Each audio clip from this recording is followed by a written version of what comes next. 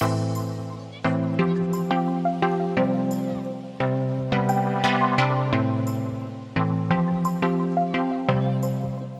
se ob reki Soči in v tem dokumentarcu bova govorila o soški postrvi.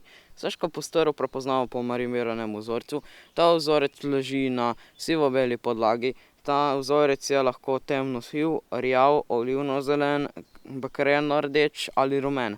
Med vzorcem je lahko več ali manj rdečih pik ali peg. Samice ločimo od samcev po tem, da imajo samice spodaj čeljust kamljasto zakrivljeno. Soška postrv živi v Soči in njenih pritokih. Soška postrv je zaščitena vrsta, je endemična vrsta, ki živi samo v Posočju, v reki Soči in njenih pritokih. Ribiška družina Tolmin in pa Faronika poskušamo vzrejati soško postrv s tem, mi imamo plemensko jato soške postrvi, katero vsako leto smukamo, ko je čas drsti. Čas drsti je od konca novembra do začetka februarja.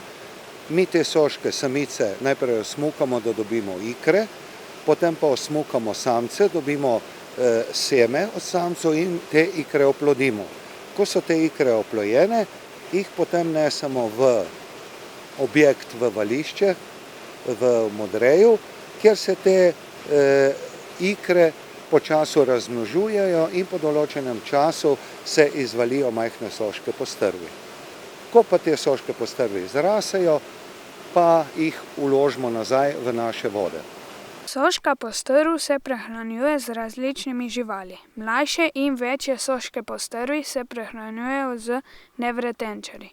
Ste vedeli, da je največja soška postrv bila dolga 120 centimetrov in tehtala je kar 22 kilogramov. Ujeli so jo 19. julija 2009. Z vodami je povezano življenje. Moram reči, da je treba varovati okolje, vode, pustiti čiste, ker voda je vir življenja. Ne samo za človeka, ampak tudi za ribe.